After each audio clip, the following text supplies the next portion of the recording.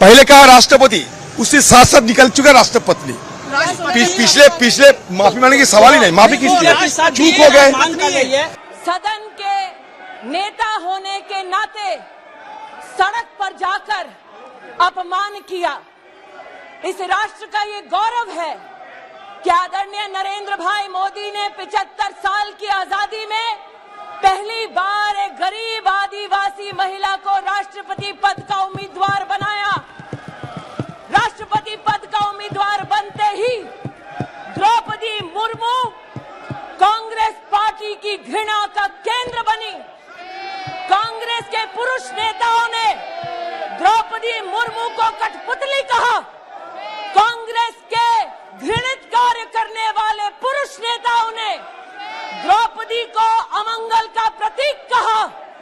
और कल कांग्रेस के नेता सदन ने देश की राष्ट्रपति को राष्ट्रपत्नी कहकर संबोधित कर उनका अपमान किया। कांग्रेस पार्टी आदिवासी महिला का ये सम्मान पचा नहीं पा रही। कांग्रेस पार्टी गरीब परिवार की बेटी देश की राष्ट्रपति बने, इसको पचा नहीं पा रही। कांग्रेस पार्टी के उस नेता को अपने उस कृत्य पर एक पत्रकार ने टोकते हुए कहा कि आप देश की महामहिम राष्ट्रपति का अपमान कर रहे हैं। लेकिन तब भी अधीर रंजन चौधरी ने द्रौपदी मुर्मू जी का अपमान वापस नहीं लिया। आदिवासी विरोधी कांग्रेस, महिला विरोधी कांग्रेस, गरीब विरोधी कांग्रेस अब supreme commander of arm forces का भी अपमान करती है। मैं आज इस सदन में कांग्रेस की मुखिया विराजमान है, उनसे पूछना चाहती हूँ, you sanction the humiliation of Draupadi Murmu, you sanction the humiliation of the tribal legacy. नमस्कार, এই মুহূর্তে দেখছেন আপনারা দিনাম খবর এবং দিনাম খবরেও আজকে এক নতুন ভিডিও নিয়ে আপনাদের কাছে আমি হাজির হয়েছি। তো আজকে আমরা এই ভিডিওতে আলোচনা করব গত 25শে জুলাই আমাদের এই ভারতবর্ষে নতুন রাষ্ট্রপতি নির্বাচিত হলেন এবং এই রাষ্ট্রপতি নির্বাচিত হওয়াকে কেন্দ্র করে বিভিন্ন রাজনৈতিক দলের বিভিন্ন মতামত বা বিভিন্ন আলোচনাও লক্ষ্য করা গেছে এবং বিভিন্ন তর্ক বিতর্ক লক্ষ্য করা গেছে। কিন্তু শেষমেশ গত 25শে জুলাই রাষ্ট্রপতি পদের জন্য শপথ গ্রহণ করলেন আমাদের ভারতবর্ষের রাষ্ট্রপতি দ্রৌপদী মুর্মু। এই প্রথম কোনো আদিবাসী সাঁওতাল মহিলা প্রথম ভারতবর্ষ স্বাধীনতা হওয়ার পর এবং রাষ্ট্রপতি পদে বসলেন এবং রাষ্ট্রপতি পদে বসার পরে একদিকে যেরকম ভাবে আমরা আদিবাসীদের মধ্যে আনন্দ উচ্ছ্বাস লক্ষ্য করেছি, ঠিক অপরদিকে কিছু জাতির মধ্যে এই আনন্দ উচ্ছ্বাসকে মেনে নিতে পারছে না এবং এ নিয়েও অনেক সময় তারা প্রতিবাদও করেছেন। কেননা তারা এত সহজভাবে আদিবাসী কোনো পিছিয়ে পড়া সাঁওতাল মহিলা রাষ্ট্রপতি হতে পারে না, এটা তারা কখনো চিন্তা করতে পারেনি এবং তাই তারা সোশ্যাল মিডিয়া থেকে শুরু করে ডাইরেক্ট ইনডাইরেক্ট তারা প্রতিবাদও করেছে এবং আদিবাসী রাষ্ট্রপতিকে তারা মানতে পারছে না। কেননা এ নিয়ে অর্থাৎ আদিবাসী মহিলা দ্রৌপদী মুর্মু যখন রাষ্ট্রপতি পদপ্রার্থী হয়েছেন এবং ঠিক সেই সময়ে ইন্দ্রানীল চট্টোপাধ্যায় এ নিয়ে প্রতিবাদ করেছিলেন এবং এই প্রতিবাদের জন্য তাকে চাকরি থেকে বরখাস্ত করা হয়েছে। ঠিক অপরদিকে জাতীয় কংগ্রেসের যিনি বিরোধী দলনেতা অধীর রঞ্জন চৌধুরী, তিনিও আদিবাসী রাষ্ট্রপতিকে মানতে পারছেন না। তাই তিনি আদিবাসী রাষ্ট্রপতি অর্থাৎ দ্রৌপদী মুর্মু যিনি রাষ্ট্রপতি হয়েছেন, রাষ্ট্রপতি না বলে রাষ্ট্রপত্নী বলে তিনি অপমান করেছেন আমাদের দ্রৌপদী মুর্মু রাষ্ট্রপতিকে। এখান থেকে বোঝা যায় যে অধীর রঞ্জন চৌধুরী অত বড় বিরোধী দলনেতা হয়েও কেন এইভাবে এরকম মন্তব্য করতে পারেন? তাহলে কি তিনি আদিবাসী রাষ্ট্রপতিকে মানতে পারছেন না আর তাই তিনি এইভাবে মন্তব্য করছেন? আজকে ভারতবর্ষের যিনি সাংবিধানিক প্রধান তাকে অপমান করা হচ্ছে। ঠিক আজকে তিনি আদিবাসী বা সাঁওতাল হওয়ার জন্য তাকে যেভাবে অপমান করা হচ্ছে, আমাদের ভারতবর্ষের সাংবিধানিক প্রধান হয়েও তাকে অপমান করা হচ্ছে যেভাবে, ঠিক একইভাবে এই ইতিহাস সাক্ষী রয়েছে আদিবাসীদেরকে সেই আদিকাল থেকে আদিবাসীদেরকে অপমান করা হচ্ছে।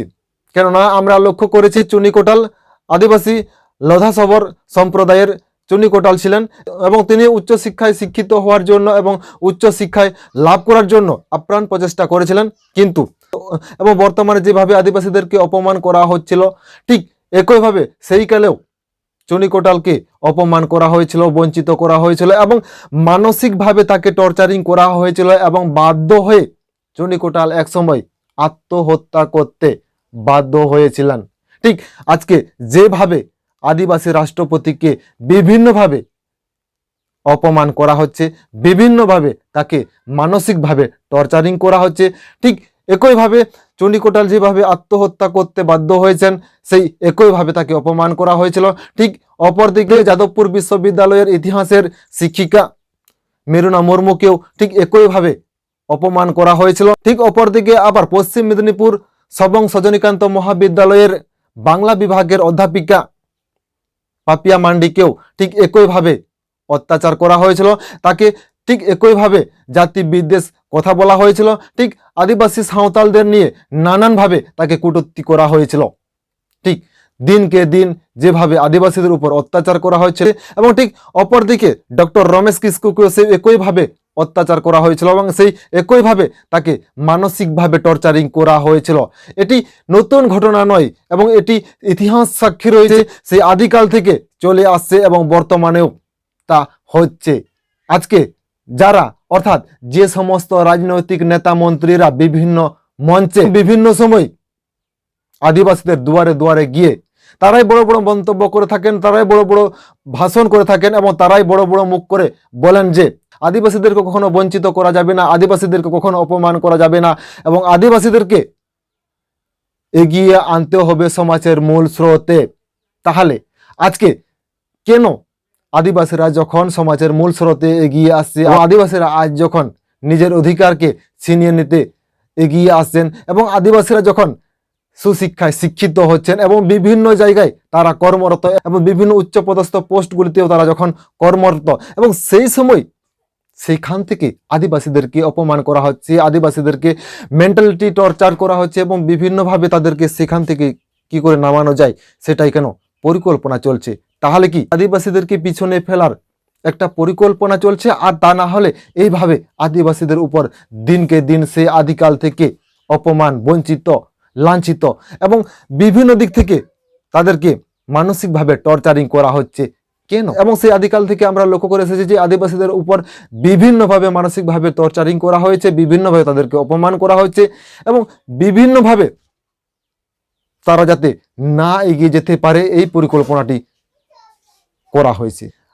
আদৌ কি তাহলে আজ যে আমাদের রাষ্ট্রপতি আজকে যে পদে বসেছেন সেই পদ থেকে তাকে কিভাবে টেনে নামানো যায়, তাকে সেই পদ থেকে কিভাবে সরানো যায় এবং সেখান থেকে মানসিকভাবে তাকে যাতে টর্চারিং করা হয়, এমনই কি তাহলে পরিকল্পনা চলছে? আর তা না হলে কেন এইভাবে একজন আমাদের ভারতবর্ষের সাংবিধানিক প্রধানকে অ্যাটাক করা হয়? এমন নানান প্রশ্ন উঠতে শুরু করেছে আজ আদিবাসীদের মধ্যে। এ নিয়ে পরবর্তীতে যদি অধীর রঞ্জন চৌধুরীর বিরুদ্ধে দলগতভাবে কোনো স্টেপ না নেওয়া হয় তাহলে পরবর্তীতে কংগ্রেস দলরা আদিবাসী এলাকায় তাহলে কি তারা ঢুকতে পারবে তো? এবং এ নিয়ে অলরেডি বিভিন্ন জায়গায় অধীর রঞ্জন চৌধুরীর কুশপুতুল দহনও শুরু হয়ে গেছে।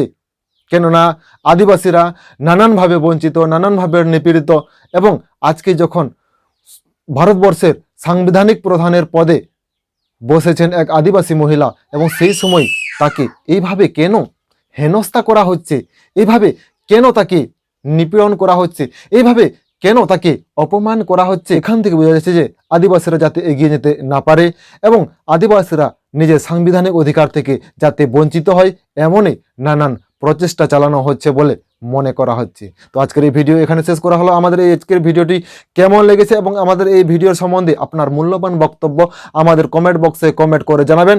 তো দেখা হবে আবার নতুন কোনো ভিডিও নিয়ে। তো ততক্ষণের জন্য সবাই ভালো থাকবেন, সুস্থ থাকবেন। জোহার, নমস্কার।